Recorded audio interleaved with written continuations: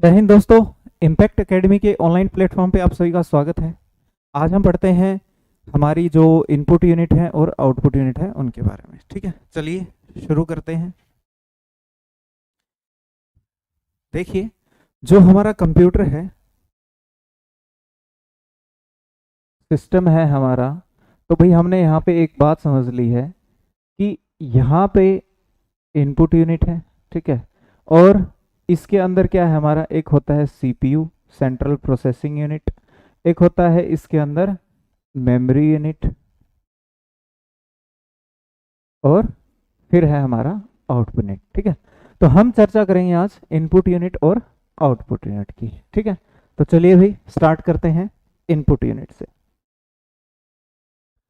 सबसे पहले इनपुट। अब इनपुट यूनिट में क्या क्या आता है? इनपुट यूनिट में वो सारी डिवाइस आएंगी जिनकी सहायता से कंप्यूटर को हम डाटा इनपुट देते हैं। यानी जब भी हमें कंप्यूटर को कोई डाटा देना होगा तो हम किसी ना किसी इनपुट डिवाइस की जो है वो सहायता लेंगे। तो इनपुट यूनिट में जो है आपकी सारी क्या आएंगी, इनपुट डिवाइसें। जैसे कि अब आपको पता होना चाहिए कि कौन सी जो डिवाइस हैं वो आपकी इनपुट है और कौन सी आउटपुट है, और कौन सी आपकी इनपुट व आउटपुट दोनों है। देखिए, कीबोर्ड, माउस, ट्रैक बॉल, ये आपकी क्या है, इनपुट है। Track ball,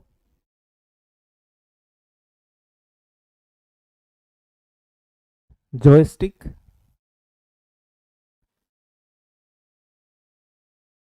light pen, joystick, light pen, graphics tablet,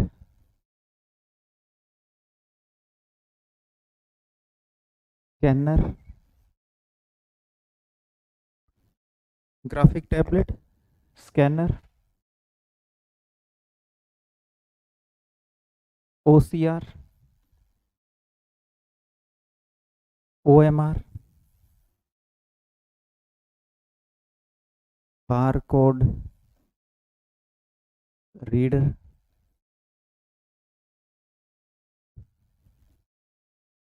MICR, MICR,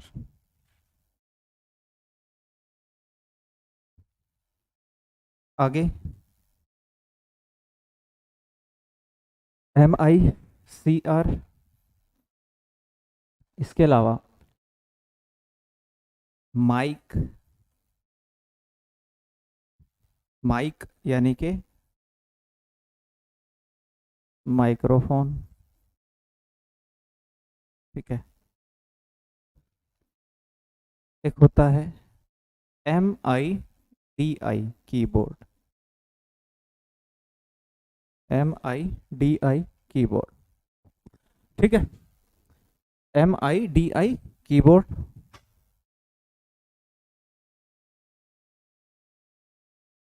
webcam,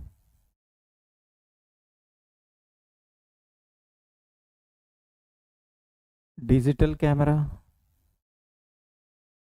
ठीक है, वेबकैम, डिजिटल कैमरा, और memory card reader, memory card reader, magnetic tapes, magnetic tapes इत्यादि। ठीक है, और भी हो सकते हैं इत्यादि। देखिए, अब यहाँ पे आपको है ना क्या करना है कि ये जितनी भी डिवाइस मैंने लिखवाई है सभी आपको याद करनी है कि सभी क्या है, आपकी इनपुट है। ठीक है, सभी क्या है, इनपुट है। इसमें आप एक और नोट करिएगा जो बहुत इंपॉर्टेंट है, 18 नंबर पे आप नोट करिएगा, एक होता है टच पैड। ठीक है, ये बहुत इंपॉर्टेंट है, मैं आपको बताऊंगा क्यों लिखा है ये। देखिए, अब बिल्कुल शुरू से शुरू करते हैं। ये तो हमने लिख लिया सारी इनपुट डिवाइस। भाई बेसिक सा काम है इनका क्या, कि कंप्यूटर को डाटा क्या करेंगे, ये इनपुट देंगे। ठीक है, यही इनका काम है सभी का। बस थोड़ा सा एप्लीकेशन अलग है, यानी इनको उपयोग कहाँ करेंगे वो थोड़ा सा अलग है, और इनका इनपुट करने का जो थोड़ा तरीका थोड़ा सा चेंज हो सकता है।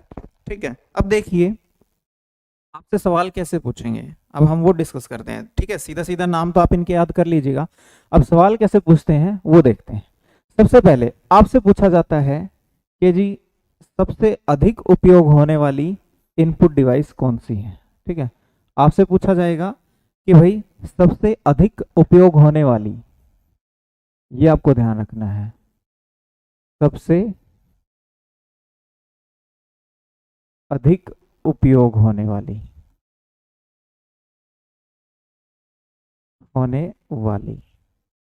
ठीक है, तो वो होती है आपकी कीबोर्ड और माउस। कीबोर्ड और माउस, कीबोर्ड का यूज करते हैं हम टाइप करने के लिए, कोई चीज है, कैरेक्टर्स हैं, सिंबल्स हैं, नंबर्स हैं, वो हम टाइप करके कंप्यूटर को इनपुट करते हैं। ठीक है, तो आपसे पूछा जाए कैरेक्टर, सिंबल इत्यादि इनपुट करने के लिए हम कौन सी डिवाइस यूज करेंगे, तो वो है कीबोर्ड।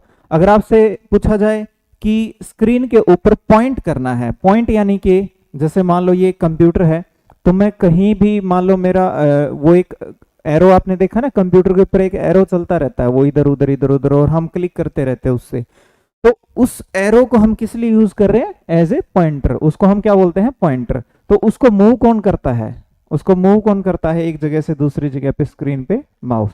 तो पॉइंटिंग का काम किसका है, माउस का। पॉइंटिंग का काम किसका है, माउस का। ठीक है, तो और सबसे अधिक उपयोग होने वाले कीबोर्ड और माउस। दूसरा आपको जो ध्यान रखना है, जो कीबोर्ड है, कीबोर्ड की खोज किसने की थी, सन 1868 में क्रिस्टोफर ने। आपको ये नाम ध्यान रखना है, क्रिस्टोफर। ऐसा नहीं है कि 1868 से पहले कीबोर्ड नहीं थे, लेकिन ये ऐसा कीबोर्ड था जिसका क्या लिया गया था, पेटेंट। पेटेंट क्या होता है, हक, कानूनी हक। भाई ये कीबोर्ड मैंने बनाया है, ये खोज मैंने करी है, उसका कानूनी हक पहली बार लिया गया था 1868 में। किसने लिया था, क्रिस्टोफर ने।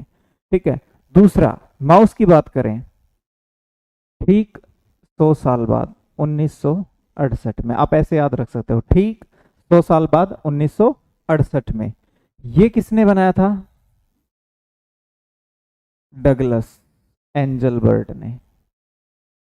ठीक है, डगलस एंजल बर्ट। बहुत बार पूछा जाता है कि माउस की खोज किसने की, माउस का आविष्कार किसने किया, तो सन 1968 में किसने किया, डगलस एंजल बर्ट ने। पर ऐसा नहीं है कि इसने 1968 में किया है, इसने इस पे काम तो पहले ही शुरू कर दिया था, 1962 में शुरू कर दिया था। लगभग 1965 के आसपास इसने बना भी लिया था इसको, लेकिन पब्लिकली कब दिखाया गया था, ठीक है, लोगों को कब दिखाया था इसने, 1968 में। तो इसीलिए ये माना जाता है कि भाई 1968 से ही जो है इन्होंने इसकी खोज की है। ठीक है, तो ये आप ध्यान रखना, ये पूछे गए हैं। आगे ट्रैक बॉल, ट्रैक बॉल और माउस। देखो ट्रैक बॉल का काम भी पॉइंटिंग है, जॉयस्टिक का भी पॉइंटिंग है, और लाइट पेन का भी क्या है, पॉइंटिंग है। अब इनमें थोड़ा थोड़ा अंतर है, जैसे पेपर में आपसे पूछेंगे कि माउस की जगह एक और डिवाइस है जिसको हम यूज कर सकते हैं पॉइंटिंग के लिए, तो वो कौन सी है, ट्रैक बॉल। दोनों में अंतर क्या रहेगा कि जो माउस है, माउस को हम मूव करते हैं। ठीक है, माउस को हम मूव करते हैं, यानी जैसे ही हम माउस जो है हाथ में पकड़ते हैं, फिर उसको हम घुमाते हैं, तभी वो पॉइंट करता है। पर ट्रैक बॉल जो है, ट्रैक बॉल एक जगह पे फिक्स होती है। देखो काम दोनों का एक ही है, ट्रैक बॉल जो है वो एक जगह पे रखी होती है, एक जगह रखी है, ये आप ध्यान रखना। अब होता क्या है, ट्रैक बॉल के अंदर एक बॉक्स होगा छोटा सा, उसके ऊपर एक गेंद होगी, वो एक ही जगह पे फिक्स है, फिर उस गेंद पे हम हाथ रखते हैं और उसको ऐसे घुमाते हैं। जैसे जैसे हम उस गेंद को घुमाएंगे, स्क्रीन पे जो है वो कर्सर घूमेगा। ठीक है, स्क्रीन पे जो है वो कर्सर घूमेगा।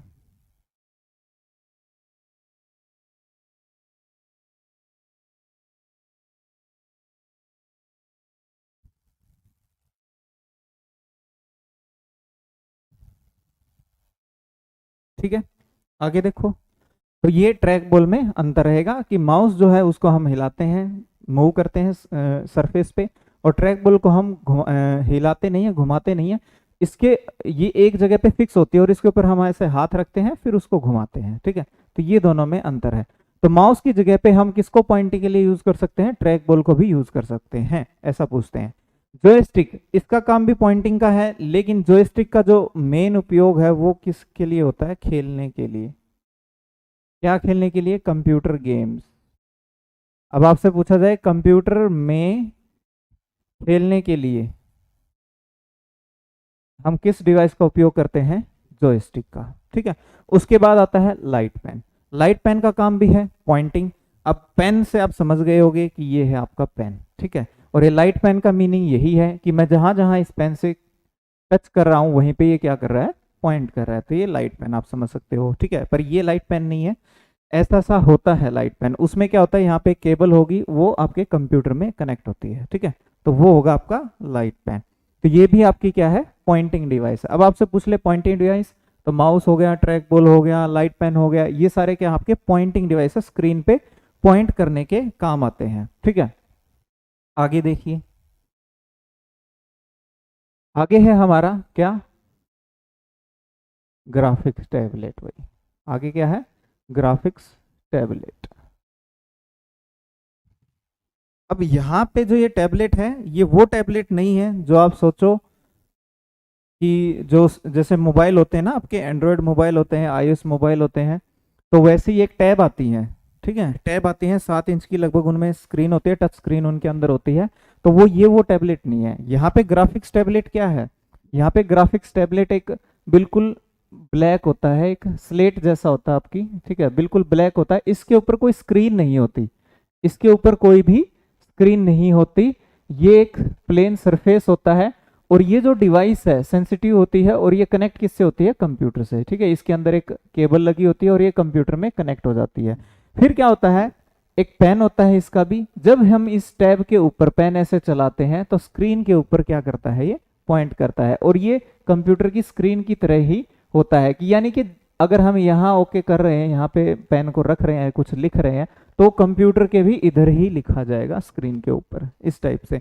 यानी कि बिल्कुल हम ये मान के लिखते हैं यहाँ पे कि भाई ये क्या है, कंप्यूटर की स्क्रीन ही है, पर इसके ऊपर लिखा नहीं, इसके ऊपर वो स्क्रीन वगैरह कुछ नहीं होता, ना आपको कुछ दिखाई देगा। ये सिर्फ एक ब्लैक सरफेस होगा, पेन आप उस पर चलाओगे, लेकिन लिखा कहाँ जाएगा, कंप्यूटर की स्क्रीन पे, ठीक है। ये ध्यान रखना आप। तो ग्राफिक टैबलेट एक अलग चीज है, और जो नॉर्मल हम टैबलेट की बात करते हैं वो एक अलग चीज है, ठीक है। उसके बाद स्कैनर। स्कैनर का आपसे पूछा जाएगा तो ये पूछा जाएगा कि किसी भी हार्ड कॉपी को, हार्ड कॉपी या फिर बोल देते हैं डॉक्यूमेंट, ठीक है, हार्ड कॉपी या फिर बोल देते हैं डॉक्यूमेंट को सॉफ्ट कॉपी में बदलना है। सॉफ्ट कॉपी में बदलने के लिए, सॉफ्ट कॉपी का अर्थ ये है कि हार्ड कॉपी मतलब आपके हाथ में कोई पेपर है, ठीक है, आप उसको स्कैन करके क्या कर लेते हो, कंप्यूटर के अंदर उसको सेव कर लेते हो। अब फायदा क्या है भाई, क्यों कर रहे हैं हम ऐसा, क्योंकि देखो हार्ड कॉपी है, उसको हम एकदम से कहीं भेज नहीं सकते ना, उसकी हम कहीं पे उसकी मल्टीपल कॉपी बना सकते हैं, कई सारी कॉपी बना सकते हैं, तो बहुत सारी उसमें लिमिटेशन होती है, वो एक जगह रखी रहेगी। लेकिन अगर हम सॉफ्ट कॉपी उसकी बना लेते हैं तो क्या होगा, हार्ड कॉपी अगर डैमेज भी हो जाए, कहीं गायब भी हो जाए, गुम भी हो जाए, तो सॉफ्ट कॉपी हमारे पास कंप्यूटर में या मोबाइल में सेव रहती है।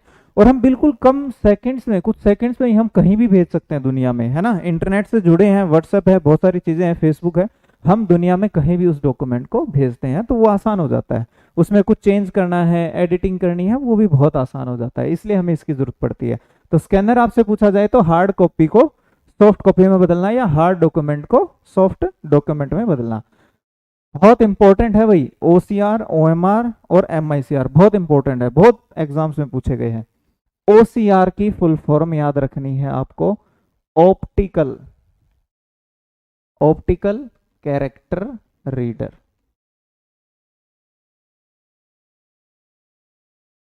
ठीक है, ऑप्टिकल कैरेक्टर रीडर। काम क्या है, कैरेक्टर्स को रीड करना। देखो नाम से पता चल रहा होगा काम क्या है इसका, कैरेक्टर्स को रीड करना। अब मान लो आपने कुछ लिखा हुआ है, बहुत सारी लाइनें आपने लिखी हुई हैं, या कोई न्यूज़पेपर है उसमें कोई लाइनें लिखी हुई है। अब आप चाहते हो कि वो कंप्यूटर के अंदर टाइप हो जाए, या कंप्यूटर के अंदर वो इनपुट हो जाए, आपको टाइप ना करना पड़े देख देख के, ठीक है। तो इस पेन जैसा ही, जैसे ये पेन है, ऐसा ही एक ओसीआर आता है, एक डिवाइस आता है, वो कंप्यूटर से जुड़ जाएगा। और फिर आप जिस जिस लाइन को भी स्कैन करोगे, यानी उस पेन को जिस जिस लाइन पे भी आप लेके जाओगे, वो क्या करेगा, जो भी वहां पे लिखे हुए कैरेक्टर्स हैं उन्हीं को किस में छाप देगा, कंप्यूटर के अंदर छाप देगा। इससे आपकी टाइपिंग स्पीड बढ़ जाएगी, है ना, टाइपिंग अपने आप बढ़ जाएगी, क्योंकि आपने टाइप तो किया ही नहीं, इसने कर दिया सारा कुछ टाइप, तो वो चीज है। लेकिन किसको रीड कर रहा है, कैरेक्टर्स को। अब ओएमआर की विशेषता क्या है, ठीक है, ये भी क्या है, ऑप्टिकल है, ठीक है, ऑप्टिकल है, क्या, mark reader, optical mark reader. देखो ऑप्टिकल वर्ड आ गया तो किसका उपयोग है यहाँ पे, लेजर का। ऑप्टिकल वर्ड आ गया तो किसका उपयोग है, लेजर का। तो लेजर की सहायता से ये स्कैन करता है, ये भी लेजर की सहायता से स्कैन करेगा, लेकिन किसको स्कैन करेगा, मार्क्स को, चिन्हों को, ठीक है, किसको, चिन्हों को, लिखे हुए चिन्हों को। जैसे आप कॉम्पिटिटिव एग्जाम्स देते हो, यूनिवर्सिटी के एग्जाम दोगे आप, स्कूलों के भी आपने दिए होंगे, तो बहुत बार आपने ओएमआर सीट भरी होगी, उसमें आपने अपना नाम और रोल नंबर वगैरह वो भरे होंगे, आंसर्स वगैरह फिल किए होंगे, तो आप उसमें गोले भरते हो ना, छोटे छोटे गोले भरते हो, राउंड्स, तो वो मार्क होते हैं, उनको रीड कौन करता है, ओएमआर मशीन, ठीक है, ओएमआर मशीन या स्कैनर बोल देते हैं। उसके बाद आपसे पूछा जाए कि बार कोड रीडर, इसके बारे में अगर आपसे पूछा जाएगा तो एग्जाम में ये कहा जाएगा कि लंबी प्रिंटेड लाइनों को स्कैन करने के लिए किसका यूज करते हैं, लंबी प्रिंटेड लाइंस को स्कैन करने के लिए, ठीक है, किसका उपयोग करते हैं, बार कोड रीडर का। अब ये बार कोड कैसा होता है, दिखाई आपने, आप प्रोडक्ट्स वगैरह खरीदते हो ना, कोई भी पैकिंग वाले, उन पे आप देखना ऐसे लाइनें होंगी, या आपने ऑनलाइन फॉर्म वगैरह भरे होंगे एग्जाम्स के, अप्लाई किया होगा, तो वहां भी आपको कोई ना कोई बार कोड मिला होगा, या फिर आप शॉपिंग करते हो, ऑनलाइन टिकटें वगैरह खरीदते हो, तो उस पर भी क्या होता है, बार कोड लगा होता है, ठीक है, बार कोड लगा होता है, तो उसको रीड कौन करता है, बार कोड रीड करता है। ऐसी एक डिवाइस और होती है भाई, बार कोड के साथ एक डिवाइस और भी होती है, मैं यहाँ पे लिख देता हूँ, क्यूआर कोड रीडर, ठीक है, क्यूआर कोड रीडर, ये जापान में बनाया गया था क्यूआर कोड। क्यूआर कोड में क्यूआर क्या है ये पूछा जा सकता है, तो क्यूआर क्या होता है, quick response, quick response code, ठीक है, क्विक रिस्पॉन्स कोड। ये तो हम बहुत यूज कर रहे हैं, गूगल पे, फोन पे, यूपीआई, पेटीएम करो, हर जगह ये बोलते हैं कि स्कैन करो और पे करो, स्कैन करो और पे करो। हम जो स्कैन करते हैं वो क्या करते हैं, कुछ देखो ऐसा एक बॉक्स बना होता है, ऐसे एक बॉक्स बना होता है, उसमें छोटे छोटे स्क्वायर्स होते हैं, ऐसे स्क्वायर ही बॉक्स होता है ये भी, और छोटी छोटी इसमें ऐसे डॉट्स होती है ना, इसको स्कैन करते हैं, तो ये होता है आपका क्यूआर कोड। लंबी प्रिंटेड लाइनें बोला जाए तो बार कोड, ठीक है, बार कोड। और स्क्वायर की शेप में डॉटेड में आपका ये एक पिक्चर हो जिसको हम स्कैन करते हैं, तो उसको क्या बोलेंगे, क्विक रिस्पॉन्स कोड, ठीक है, क्विक रिस्पॉन्स कोड। चलिए भाई आगे बढ़ते हैं, यहां तक हो गया आपका। अब देखिए बार कोड हो गया आपका, अब हम पहुंच गए किस पे, MICR पे, ठीक है, MICR। चलिए इसको यहाँ पे रख लेते हैं, ठीक है, MICR। देखो MICR के बारे में अगर पूछा जाएगा तो बैंक चेक, ये ध्यान रखना है, ठीक है, बैंक चेक के ऊपर लिखे चेक नंबर को स्कैन करने के लिए, चेक नंबर को स्कैन, ठीक है। तो क्या होता है कि एक मैग्नेटिक इंक होती है, मैग्नेटिक इंक, यहां से क्या है, इसकी फुल फॉर्म आप ध्यान रखिएगा, क्या है, मैग्नेटिक इंक कैरेक्टर रीडर, ठीक है, मैग्नेटिक इंक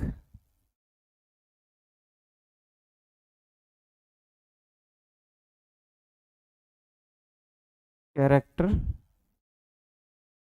रिकॉग्निशन, ठीक है, स्लैश लगा देते हैं भाई, रीडर, ठीक है, ऐसा क्यों है देखो, एक तो आपको फुल फॉर्म ध्यान रखनी है, दूसरा आप यहां से नाम से समझ पा रहे हो, magnetic ink character recognition. Recognition का मतलब होता है पहचान करना, यानी मैग्नेटिक इंक से लिखे हुए कैरेक्टर्स की ये क्या करेगी, मशीन पहचान करेगी, रीडर मतलब उनको रीड करेगी, ठीक है। अब क्या होता है, जो हमारे बैंक के चेक होते हैं उनके ऊपर जो चेक नंबर होता है वो मैग्नेटिक इंक से लिखा होता है, और जिसको स्कैन करने के लिए हम क्या यूज करते हैं, MICR। अब देखो बैंक चेक पे हम जोर दे रहे हैं, तो आपसे पूछा जाए कि भाई इस मशीन का निर्माण किस लिए किया गया था, भाई स्पेशल बैंकों के लिए किया गया था यूएस में, ठीक है। और किस लिए, चेक के जो लिखे हुए नंबर्स हैं उनको पढ़ने के लिए, ठीक है, स्पीडली जल्दी से पढ़ने के लिए उनको। ओके, अब आगे देखो, नेक्स्ट क्या है हमारा, माइक। आपसे पूछा जाए माइक हम किस लिए यूज करते हैं, माइक किस लिए यूज करते हैं, आवाज को इनपुट करने के लिए, ठीक है, किसके लिए यूज करते हैं, आवाज को इनपुट करने के लिए। कंप्यूटर में अगर हमें आवाज फीड करनी है, इनपुट करनी है, तो हम किसका यूज करेंगे, माइक का। देखिए ये क्या है, एक माइक है, जो भी मैं बोल रहा हूँ वो कंप्यूटर के अंदर क्या हो रहा है, फीड हो रहा है साथ के साथ ही, ठीक है। तो आवाज को इनपुट करने के लिए हम किसका यूज कर रहे हैं, माइक का, और शॉर्ट में माइक बोलते हैं। फुल फॉर्म क्या है, माइक्रोफोन, माइक्रोफोन, ठीक है। ये हमारे मोबाइल में भी होता है, जब हम बात करते हैं हमारी आवाज़ जो होती है वो किससे जाती है मशीन के अंदर, मोबाइल के अंदर माइक्रोफोन से ही जाती है। तो कई बार मोबाइल से आवाज़ नहीं जाती तो हम ये बोल देते हैं कि भाई हमारा जो है माइक खराब हो गया फ़ोन का, है ना, वो चीज़ है, ठीक है। मिडी कीबोर्ड, ये क्या होता है, मिडी कीबोर्ड पूछा जा चुका है ये एग्जाम में। इसे बोल सकते हैं आप डिजिटल पियानो, डिजिटल पियानो, ठीक है। पियानो आपने बजाया है कभी, तो वो जो पियानो है, पहले क्या होता था जब म्यूजिक रिकॉर्ड करते थे तो पियानो बजाते थे, ऊपर उसके माइक लगाते थे, फिर जैसे जैसे पियानो बजता था उसकी आवाज को रिकॉर्ड करते थे। पर आजकल तो क्या हो गया, आपने देखा हो हर रोज गाने आ रहे हैं ना, नए नए गाने आ जाते हैं, जल्दी जल्दी से फिल्में आ रही हैं, बहुत सारी स्पीड बढ़ चुकी है, क्योंकि बहुत सी चीजें क्या है, कंप्यूटराइज हो चुकी है। अब यहाँ पे देखो गाना बना रहे हैं, गाना किसकी सहायता से बना रहे हैं, अब कंप्यूटर की सहायता से। कंप्यूटर में भी ऐसे सॉफ्टवेयर हैं अब जिनकी सहायता से जो ये हमारे तबले होते हैं या ड्रम होते हैं, ये पियानो है, इनकी आवाज़ें जो हैं वो वहीं से बन जाती हैं, तो हमें इनके लिए जो स्पेशल एक्सपर्ट हैं उनकी ज़रूरत नहीं पड़ती। वैसे तो इन्होंने रोज़गार खराब कर दिया, क्योंकि इतने सारे लोग होते थे, कोई सितार बजाता था, कोई कुछ कोई कुछ, तो सबका क्या हो गया, रोज़गार इसने खराब कर दिया। वैसे तो ये गलत ही बात है, लेकिन ठीक है, अगर कंप्यूटर की दृष्टि से हम देखेंगे तो भाई ये बहुत सारे काम कर रहा है, तो फायदे की चीज़ है, ठीक है। तो ये ध्यान रखना, मिडी कीबोर्ड क्या होता है, एक डिजिटल पियानो, ठीक है, डिजिटल पियानो। उसके बाद 13 के बाद हम पहुंच जाते हैं भाई, नंबर वाइज चलते हैं नहीं तो गड़बड़ हो जाएगी। 13 के बाद फिर हम पहुंचते हैं भाई 14 के ऊपर, ठीक है। देखिए, हम्म, अब देखो ये क्या है, वेब कैम। वेब कैम का काम क्या है, आपसे पूछा जाए वेब कैम के लिए हम क्या करते हैं, पिक्चर्स क्लिक करने के लिए। एक तो कंप्यूटर के अंदर अगर हमें पिक्चर्स हमारी डालनी है तो वो करने के लिए।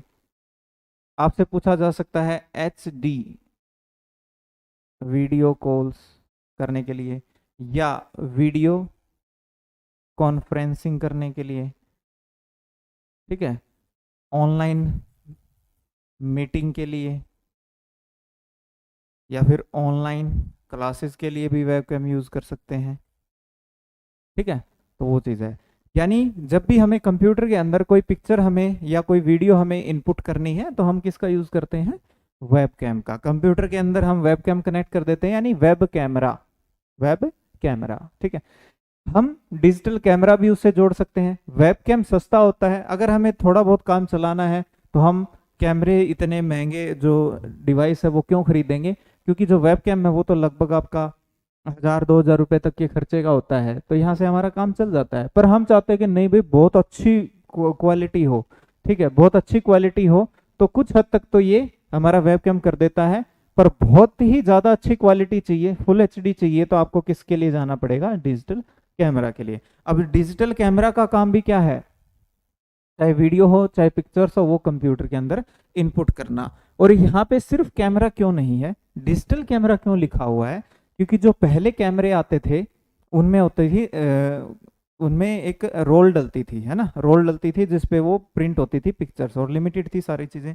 वो फिर रोल निकालते थे, उनके नेगेटिव्स होते थे, वो उनको धुलवाते थे, फिर वो फोटो बनती थी, ऐसा कुछ था। लेकिन अभी जो हम कैमरे यूज़ कर रहे हैं, चाहे हमारे मोबाइल में हो या अपने फोटोग्राफर्स के पास भी देखा होगा, तो वो कैसे हैं, डिजिटल कैमरे। यानी जैसे ही आप फोटो खींचते हो, वो उसके अंदर लगे एक मेमोरी कार्ड के अंदर बाइनरी में ही, जो कंप्यूटर की भाषा है ना 101, उसी में ही वो सीधा वहां पे स्टोर हो जाते हैं, बाइनरी में ही वो सीधा वहां पे स्टोर हो जाते हैं।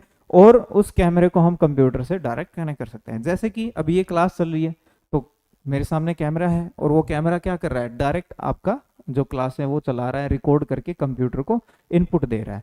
तो ये देखो, ये डिजिटल कैमरा ही है, तो ये काम है डिजिटल कैमरा का भाई, ठीक है। उसके बाद देखो क्या है, memory card reader. Memory card reader आपने बहुत बार यूज किया होगा। जब भी आप मोबाइल में या कैमरे में कोई कार्ड के अंदर कोई डाटा होता है और आपको कंप्यूटर में लगाना होता है, तो आप एक कार्ड रीडर लेते हो, उसके अंदर मेमोरी कार्ड डालते हो और उस कार्ड रीडर को उस कंप्यूटर में लगा देते हो, जिससे वो आपको उस कंप्यूटर में वो कार्ड दिखा देता है। फिर उसमें आपको जो भी डाटा डालना है या उससे निकालना है वो काम आप कर पाते हो। तो मेमोरी कार्ड रीडर भी आपका कैसे है, इनपुट डिवाइस, ठीक है, इनपुट डिवाइस। उसके बाद फिर आता है मैग्नेटिक टेप्स। ये आपकी जो रेडियो कैसेट होती है, कुछ वैसी सी टेप होती थी पहले, आजकल हम यूज नहीं कर रहे, पहली जनरेशन में होती थी कंप्यूटर की यूज, अभी हम इसको यूज नहीं कर रहे हैं, क्योंकि ये कैसी मेमोरी है, सीक्वेंशियल। कैसी मेमोरी है, सीक्वेंशियल। तो ये भी इनपुट का काम करती थी, क्योंकि बहुत सारा डाटा इस पे लिखा होता था और हम इसे कंप्यूटर से जोड़ देते थे, फिर कंप्यूटर जब चलता था तो वो इससे डाटा रीड करके काम करता था, ठीक है। तो ये है आपकी मैग्नेटिक टेप, ध्यान रखिएगा भाई, ठीक है। सीक्वेंशियल है, ये ध्यान रखिएगा, मेमोरी है, और कैसी है, ये इनपुट डिवाइस में आती है, क्योंकि ये टेप हम कनेक्ट करते हैं कंप्यूटर से डाटा इनपुट करने के लिए। उसके बाद यहाँ तक हम पहुँच गए। अब देख लेते हैं भाई कोई और रह गया क्या, हाँ टच पैड रह गया हमारा, ठीक है, टच पैड। यहाँ पे मैं आपको जो बताना चाह रहा हूँ, ये टच पैड आपने देखा हो तो हमारा लैपटॉप होता है, लैपटॉप आपने यूज़ किया हो या किसी को यूज़ करते हुए देखा हो, तो एक ऐसे रेक्टेंगल सा बना होता है, किसी किसी में स्क्वायर बना होता है, कोई बात नहीं, वो विषय नहीं है, ठीक है। और यहाँ पे किसी में तो यहाँ बटन होते हैं दो, किसी में यहाँ होते हैं, इस टाइप से, ठीक है। तो इनके ऊपर क्या करते हैं, ऐसे उंगली रख के रब करते हैं, और जैसे जैसे उंगली रब करते हैं वैसे ही क्या करता है, स्क्रीन के ऊपर पॉइंटर घूमता है, यानी कि हम बिना माउस के भी काम कर पा रहे हैं। यानी माउस की जगह पे हमने क्या यूज कर लिया, टच पैड यूज कर लिया, टच पैड ये, ठीक है। तो ये भी कैसी होगी, आपकी पॉइंटिंग डिवाइस होगी ना, क्योंकि स्क्रीन के ऊपर पॉइंट करने के लिए यूज कर रहे हैं, तो ये कैसी होगी आपकी पॉइंटिंग डिवाइस, ठीक है। ये ध्यान रखिएगा। दूसरा आपको ध्यान रखना है कि टच पैड और टच स्क्रीन दोनों अलग अलग चीज हैं। टच स्क्रीन पे तो क्या होगा, यहाँ पे स्क्रीन पे कुछ ना कुछ दिखाई देगा, पर टच पैड के ऊपर यहाँ कुछ नहीं दिखाई देता। तो चाहे ग्राफिक टैब हो चाहे टच पैड हो, इन पे कुछ नहीं दिखाई देगा, ये सिर्फ एक सरफेस होते हैं जिनके ऊपर आप पेन या उंगलियां रब करके पॉइंट करते हो, ठीक है। तो ये है भाई हमारी इनपुट डिवाइस, ठीक है। इनको आप अच्छे से याद कर लीजिएगा, क्योंकि ज़्यादातर सवाल यही होते हैं कि कौन सी इनमें से कौन सी इनपुट डिवाइस है, कौन सी आउटपुट डिवाइस है, इस प्रकार से, ठीक है।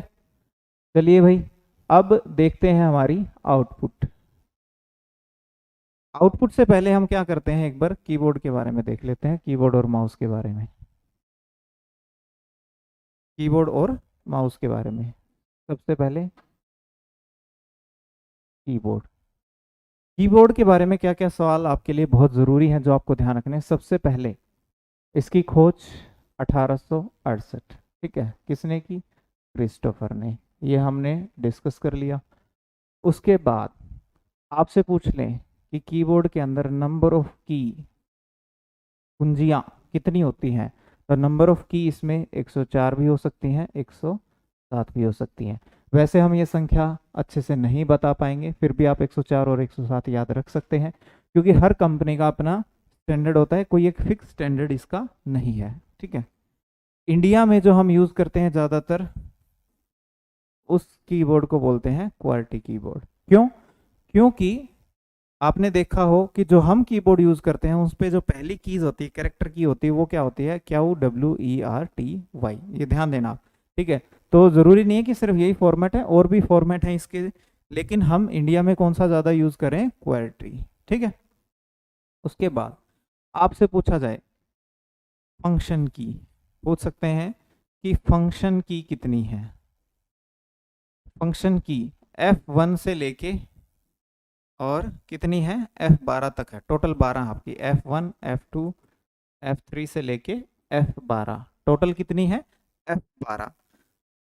की में आगे आपसे पूछा जा सकता है भाई क्या, सबसे इंपॉर्टेंट की है आपकी F1, ये किसके लिए होती है, हेल्प कमांड के लिए। यानी जब भी आप कंप्यूटर का यूज कर रहे हो और आपको सहायता की जरूरत पड़े तो आप कंप्यूटर को सहायता के लिए बोल सकते हो F1 की दबाकर, ठीक है। F2 इसका उपयोग करते हैं किसी भी फाइल को रीनेम करने के लिए, यानी जो भी आपने फाइल सेलेक्ट करी रखी है, अगर आपको उसका नाम बदलना है तो आप इसको यूज कर सकते हो, ठीक है। ऐसे ही जो आपके लिए बहुत इंपॉर्टेंट की है, एक है F5, ये होता है ब्राउजर में, इंटरनेट ब्राउजर में जब भी कोई आप वेबसाइट यूज कर रहे होते हो तो रिफ्रेश करने के लिए, वेबसाइट को रिफ्रेश करने के लिए। एक होता है F7, इसका यूज करते हैं ग्रामर के लिए, ये बहुत इंपॉर्टेंट है F1 और F7, ग्रामर चेक और स्पेलिंग चेक के लिए, ठीक है। ग्रामर चेक और स्पेलिंग चेक के लिए इसका यूज करते हैं। F11 इसका यूज करते हैं फुल स्क्रीन मोड के लिए, यानी जब भी कोई आप वेबसाइट यूज कर रहे होते हैं कंप्यूटर के ऊपर ब्राउजर में, अगर आप F1 दबाओगे तो वो फुल स्क्रीन में खुल जाएगी, और जैसे ही F11 आप दोबारा दबाओगे तो क्या होगा, ये नॉर्मल मोड में खुल जाएगी, ठीक है। फुल स्क्रीन का मतलब ये है कि फिर आपको सिर्फ वो पेज दिखाई देगा, उसके ऊपर जो भी स्टेटस बार थे, जो भी मेन्यूज थे, कमांड थे, आपको फिर कुछ नहीं दिखाई देगा, ठीक है। ये है F12, ये पूछ लिया जाता है किसकी तरह काम करता है, ये सेव एज का काम करता है।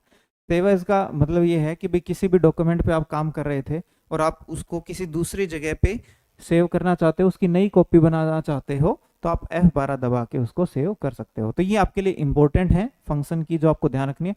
टोटल कितनी है 12, ठीक है, संख्या पूछ ले तो 12।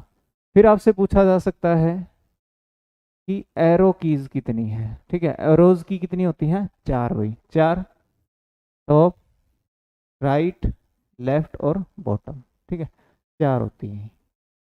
उसके बाद आपसे पूछा जाए मॉडिफायर की किसे कहते हैं, मॉडिफायर की या कॉम्बिनेशन में यूज होने वाली की,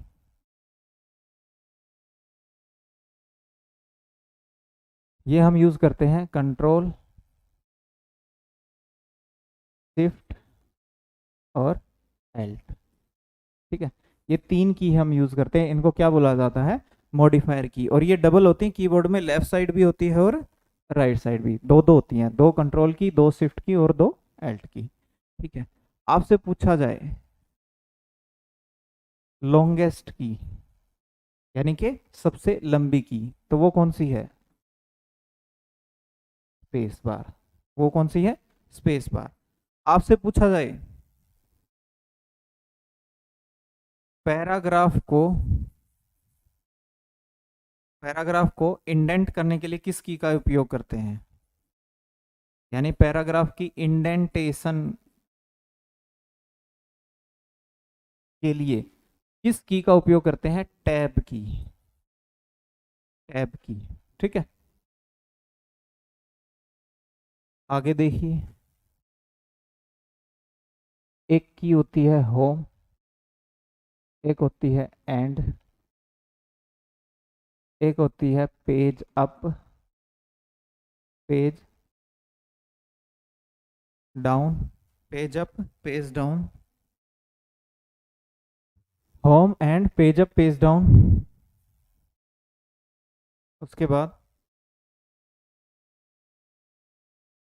PRNTSCR, PRNTSCR,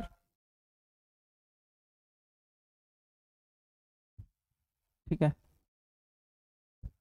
और एक होती है नमलोक की, ठीक है। ये और आपको ध्यान रखनी है। देखिए होम की,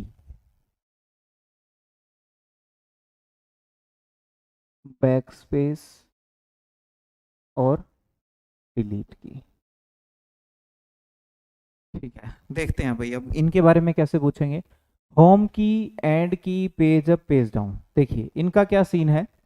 आप देखिए, अगर आप टाइपिंग वगैरह कर रहे हो किसी डॉक्यूमेंट के अंदर हो, मान लो, ठीक है, कोई MS वर्ड का डॉक्यूमेंट है या कोई आप काम कर रहे हो और उसमें बहुत सारे क्या है, पेज हैं, बहुत सारे पेज हैं। आप मान लो इस पेज के ऊपर हो और आपको बिल्कुल पहले पेज के ऊपर जाना है, तो आप होम की का बटन दबा के आप बिल्कुल पहले पेज पे चले जाओगे। आपको बिल्कुल लास्ट पेज पे जाना है, आप एंड की का बटन दबा के बिल्कुल लास्ट पे चले जाओगे, ठीक है। या फिर आप टाइपिंग कर रहे हो और आपका जो कर्सर है, देखो एक आई होता है दिखाई देता है, वो ब्लिंक कर रहा होता है, उसको क्या बोलते हैं, कर्सर, ठीक है। तो क्या होगा, जब भी आप टाइप कर रहे हो, अगर आप होम की दबाते हो तो आपकी जो लाइन है उसके बिल्कुल स्टार्ट में आ जाएगा, एंड दबाओगे तो उसके बिल्कुल एंड में चला जाएगा, ठीक है। ये आप ध्यान रखिएगा। पेज अप और पेज डाउन, एक एक पेज ऊपर या नीचे जाने के लिए, मान लो कि आप यहाँ पेज अप करोगे तो आप यहाँ आ जाओगे, इस डॉक्यूमेंट पे आ जाओगे, ठीक है, इस पेज के ऊपर आ जाओगे। डॉक्यूमेंट तो ये पूरा है, इसमें कई सारे पेज हैं। पेज डाउन करोगे तो नीचे वाले पेज पे चले जाओगे, ठीक है। प्रिंट SCR, आप इसको क्या बोल सकते हो, फुल फॉर्म इसकी प्रिंट स्क्रीन, ठीक है। अब प्रिंट स्क्रीन का मतलब, जैसे कि मोबाइल में हम बोलते हैं ना स्क्रीनशॉट, आप इसको बोल सकते हो स्क्रीनशॉट। जैसे ही आप ये बटन दबाते हो तो जो भी आपकी स्क्रीन पे दिखाई दे रहा होता है उसका स्क्रीनशॉट एक जो है वो सेव हो जाता है, लेकिन वो आपको दिखाई नहीं देता। आपको लगता है कि इस बटन ने काम ही नहीं किया, पर वो कहाँ पे स्टोर हो जाता है, जाके क्लिपबोर्ड पे। क्लिपबोर्ड एक आपकी अस्थायी मेमोरी है, स्टोरेज है, एक टेम्परेरी स्टोरेज है, जहाँ पे जो ये स्क्रीनशॉट है आपका वो वहाँ पे जाके स्टोर हो जाता है। फिर जैसे ही आप किसी भी डॉक्यूमेंट में Ctrl+V करते हो, चाहे वो MS पेंट हो, वर्ड हो, एक्सेल हो, पावर पॉइंट हो, कहीं भी जैसे आप Ctrl+V करते हो तो जो भी आपने स्क्रीनशॉट लिया था वो फिर एक पिक्चर की तरह पे आपको वहां पे दिखाई देता है, ठीक है। फिर आता है भाई नमलॉक। नमलॉक की का जो उपयोग होता है वो होता है नम पैड को कंट्रोल करने के लिए, ठीक है। नमलॉक का किस लिए यूज होता है, नम पैड को कंट्रोल करने के लिए, ठीक है, नम पैड को कंट्रोल करने के लिए। अब ये नम पैड क्या चीज है, आपने देखा हो कीबोर्ड पे राइट हैंड साइड की तरफ, नीचे की तरफ कुछ नंबर्स लिखे होते हैं, ऊपर भी लिखे होते हैं, कुछ नीचे भी लिखे होते हैं। तो और किसी किसी कीबोर्ड में आपने देखा होगा कि नीचे नंबर नहीं होते हैं, तो उसमें आपका नमपैड नहीं होता है। लेकिन जिस कीबोर्ड में यहाँ राइट हैंड की तरफ नीचे ऐसे बॉक्स में नीचे नंबर्स लिखे हुए हैं, तो वो आपका क्या है, नमपैड। और नमपैड का यूज करते हैं, परीक्षा में आपसे पूछा जाता है तेज गति से नंबर्स टाइप करने हैं भाई, अंक टाइप करने हैं, नंबर्स टाइप करने हैं, तो उनको करने के लिए, ठीक है। तेज गति से नंबर्स को टाइप करने के लिए हम किसका यूज करते हैं, नमपैड का। लेकिन ये नमपैड काम करेगा या नहीं करेगा, यानी कि इस नमपैड को ऑन या ऑफ करने के लिए हम किसका यूज करते हैं, नमलॉक का, ठीक है। किसका यूज करते हैं, नमलॉक का। चलिए आगे बढ़ते हैं। बैक स्पेस और डिलीट, बैक स्पेस और डिलीट, इनके बारे में आपसे पूछा जाएगा। तो कैसे पूछा जाएगा, देखो बैक स्पेस और डिलीट का कब यूज कर रहे हैं, मान लो कि आप कुछ टाइपिंग कर रहे हो, आपने टाइप कर दिया ABCDEF और यहाँ पे है आपका कर्सर वही, ठीक है। अब आप चाहते हो कि भाई ये F डिलीट हो जाए, आप क्या दबाओगे, बैक स्पेस, क्योंकि आप टाइपिंग कर रहे थे, बैक स्पेस दबा दोगे तो लेफ्ट का कैरेक्टर जो है वो एक डिलीट हो जाएगा, है ना। 2 बार बैक स्पेस दबा दोगे फिर एक और डिलीट हो जाएगा, यानी जितनी बार भी आप बैक स्पेस दबाओगे उतने ही आपके बाईं तरफ के जो है वो डाटा डिलीट होता रहेगा। ये चीज ध्यान रखना, किस तरफ, बाईं तरफ। तो ये पूछा जाता है एग्जाम में कि बाईं तरफ के कैरेक्टर्स को डिलीट करने के लिए कौन सी की दबाएंगे, तो बैक स्पेस की। लेकिन डिलीट की क्या करेगी, ये 2 तरीके से काम करती है। एक तो जैसे आपने ये टाइप कर रखा है ABCDF और आपका कर्सर जो है वो यहाँ पे है, तो जैसे ही आप डिलीट की दबाओगे तो बिल्कुल जो राइट है, यानी राइट कैरेक्टर जो है वो डिलीट हो जाएगा, ठीक है, राइट कैरेक्टर जो है वो डिलीट हो जाएगा, ठीक है। तो राइट साइड से यानी कि दाईं तरफ अगर कुछ डिलीट करना है तो डिलीट, और बाईं तरफ से डिलीट करना है कैरेक्टर्स को तो बैकस्पेस। और दूसरा डिलीट का हम यूज करते हैं फाइलों को डिलीट करने के लिए, यानी जो भी सिलेक्ट कर रखी है फाइल, सिलेक्टेड फाइल को डिलीट करने के लिए हम ऐसा बोल सकते हैं। जो भी फाइल हमने सेलेक्ट कर रखी है उसको हम डिलीट करना चाहते हैं, उड़ाना चाहते हैं कंप्यूटर से, तो वो भी हम कर सकते हैं इससे। ठीक है, वो है। उसके बाद एक की आती है एंटर की। एंटर की या हम बोल देते हैं भी कोई चीज हमें ओके करनी है कमांड, ठीक है, तो हम किसका यूज करते हैं? एंटर की। इसके बारे में पूछा जाता है, इसका दूसरा नाम एंटर की को, इसको क्या बोला जाता है? रिटर्न की भी कहा जाता है, रिटर्न की, ये ध्यान रखना। ठीक है, आपसे पूछा जा सकता है भी रिटर्न की किसको बोलते हैं, तो ये एंटर की का ही दूसरा नाम है। ठीक है, एंटर की का ही दूसरा नाम है। ठीक है भाई, ये है। इसके अलावा एक की और है ESC। आपसे पूछ ले भाई ये ESC क्या है? एस्केप। यानी कोई टास्क आपके पास ओपन है, कोई कमांड एकदम से आपके पास ओपन हो गई है, आगे आ गई है, और आप वो नहीं करना चाहते, उस काम को नहीं करना चाहते, तो एस्केप का मतलब होता है बचना। वो काम करने से अगर आपको बचना है तो आप ये बटन दबा दीजिए भाई। ठीक है, वो काम नहीं होगा, वो विंडो क्लोज हो जाएगी आपकी। ठीक है, तो ये कीबोर्ड के बारे में आपको कुछ बातें मैंने आपको बताई हैं, वो ध्यान रखनी है। आगे बढ़ते हैं माउस की तरफ। भाई अगर आपसे पूछे माउस के बारे में, तो खोज आपको बता ही दी है 1968 में। किसने? एंजल बर्ट ने। अब आपको जो ध्यान रखना है वो ध्यान रखना है कि ये जो माउस है वो दो टाइप के हैं आपके। एक होते हैं मैकेनिकल माउस और दूसरे होते हैं ऑप्टिकल माउस। ठीक है, एक होते हैं मैकेनिकल माउस और दूसरे होते हैं ऑप्टिकल माउस। मैकेनिकल माउस पहले यूज करते थे, इन माउस में क्या होता था, नीचे एक रबड़ बॉल होती थी। ठीक है, रबड़ बॉल होती थी। जब हम इस माउस को घुमाते थे तो वो बॉल जो है वो सरफेस पे टकराती थी और घूमती थी, और उसी से जो है स्क्रीन पे पॉइंट करता था ये। लेकिन अब हम कौन से यूज कर रहे हैं? ज्यादातर ऑप्टिकल। ऑप्टिकल माउस में किसका उपयोग है? रबड़ की बॉल की जगह पे किसका यूज होता है? लेजर लाइट का या लेजर बीम का। आप इसको लाइट भी बोल सकते हो या लेजर की बीम का। एक रेड कलर की लेजर होती है, उसमें आप माउस उठा के देखना, नीचे चमकती मिलेगी आपको वो। ठीक है, यहाँ पे आपसे पूछ सकते हैं कि जो ये लेजर है इसकी फुल फॉर्म क्या है, तो आप ध्यान रखिएगा, लाइट एम्प्लीफिकेशन बाय स्टिमुलेटेड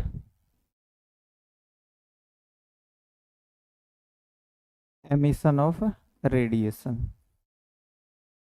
ठीक है, लगातार रेडिएशन होता है, light amplification by stimulated emission of radiation, ये फुल फॉर्म आप ध्यान रखिएगा। और कंप्यूटर में जहां भी लेजर का उपयोग आ गया वो उनके पीछे क्या लग जाता है?